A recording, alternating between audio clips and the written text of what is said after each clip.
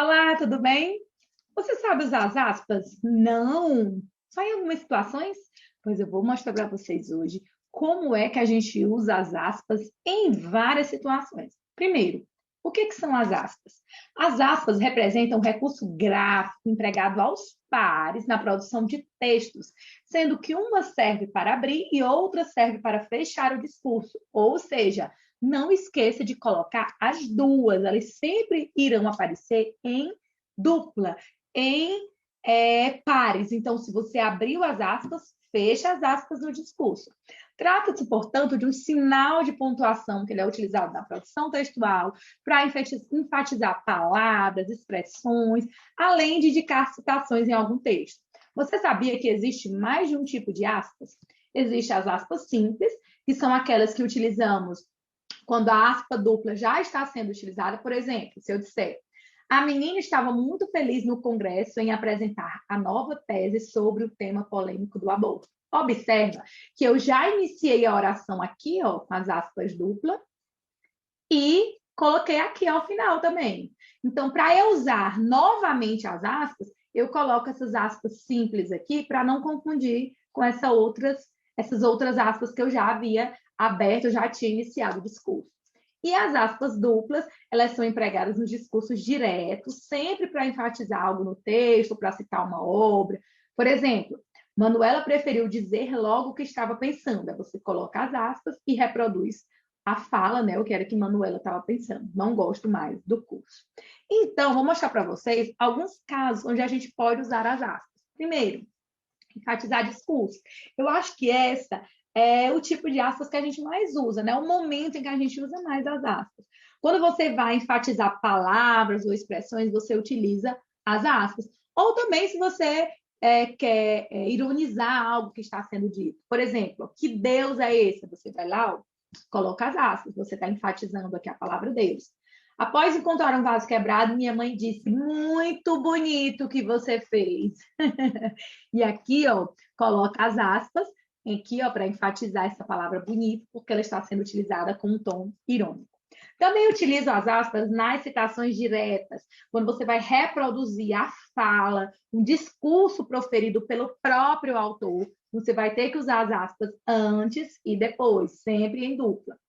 Segundo o presidente da República, iremos combater a crise. Então, como eu reproduzi a fala do presidente da República, eu tenho que colocar as aspas para marcar que aquela fala não é minha, foi um discurso proferido por outra pessoa. Também utilizo as aspas em estrangeirismos. O que é isso? A gente usa muito, minha gente. Estrangeirismos são palavras que não são da língua portuguesa, mas que a gente acrescentou ao nosso vocabulário devido à utilização frequente, então a gente acaba utilizando os nossos textos também.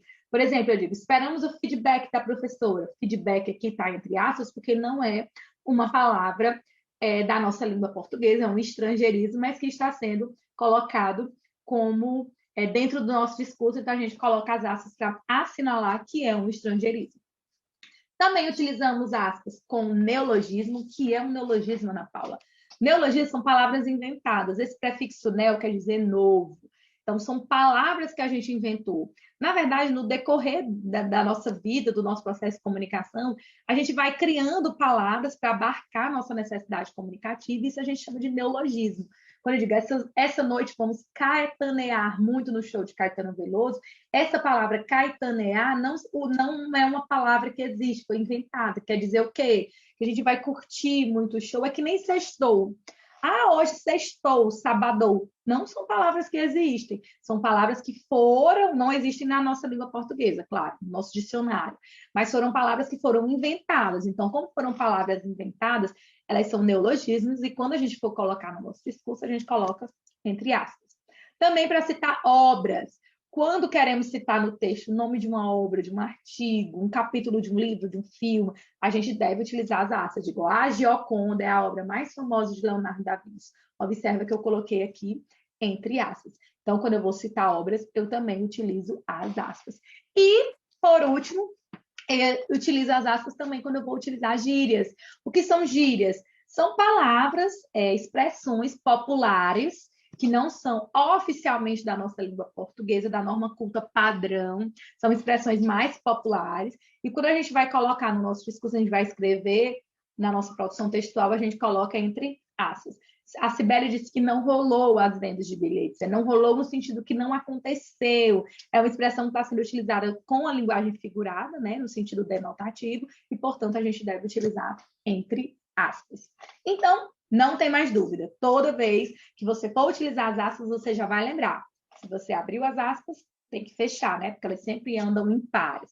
E quando você tem o objetivo de enfatizar alguma palavra, uma expressão, reproduzir o discurso de alguém, ou marcar um estrangeirismo, uma gíria, um neologismo, você sempre vai utilizar as aspas.